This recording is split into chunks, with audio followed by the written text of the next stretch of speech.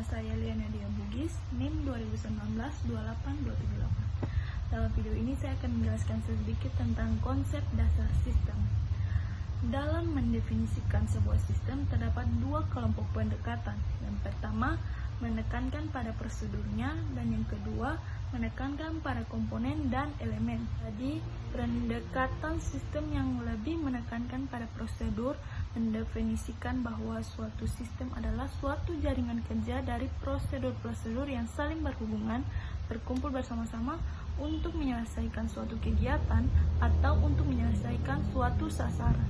Menurut Jerry Fitzgerald, Arda L. Fitzgerald, dan Warren D. Stallings, Jr. mendefinisikan prosedur yaitu suatu prosedur adalah urutan-urutan yang tepat dari tahapan-tahapan instruksi yang menerangkan apa yang harus dikerjakan, siapa yang mengerjakan, kapan dikerjakan, dan bagaimana mengerjakannya. Pendekatan sistem yang menekankan pada komponen atau elemen mendefinisikan bahwa sistem adalah kumpulan dari elemen-elemen yang berinteraksi untuk mencapai suatu tujuan tertentu, atau juga sistem merupakan sekumpulan elemen yang saling berkaitan dan terpadu dengan bermaksud untuk mencapai suatu tujuan tertentu. Jadi kira-kira apa itu yang dimaksud dengan subsistem? Jadi subsistem sebenarnya hanyalah sistem di dalam suatu sistem yang dimana sistem berada lebih dari satu tingkat. Misalnya mobil adalah suatu sistem yang terdiri dari sistem-sistem bawahan seperti sistem mesin, sistem badan mobil, dan sistem rangka. Secara umum dapat diilustrasikan sebagai berikut. Ada juga klasifikasi dan karakteristik sistem.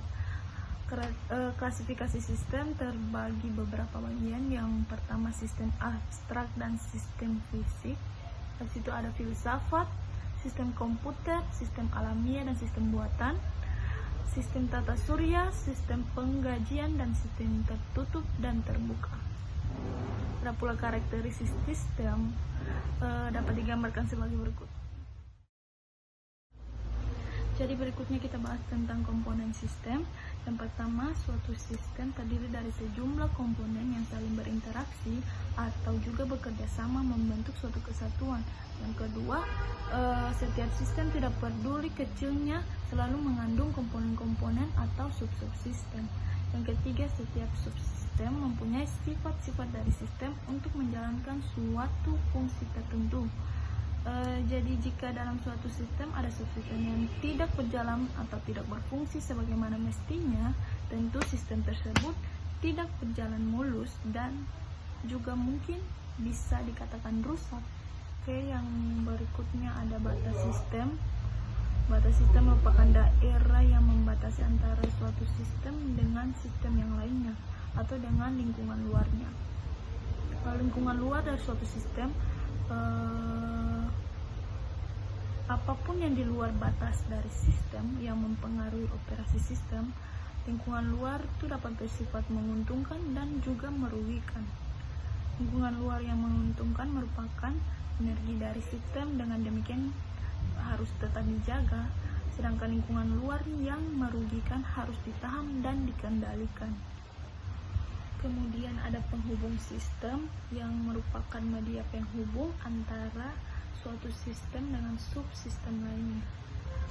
Habis itu ada keluaran dari suatu sistem akan menjadi masukan untuk subsistem lainnya dengan melalui penghubung.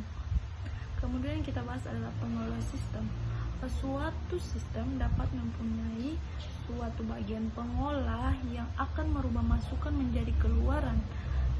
Suatu sistem produksi akan mengolah masukan berupa bahan baku dan bahan-bahan lainnya menjadi keluaran berupa barang jadi. Sasaran dan tujuan.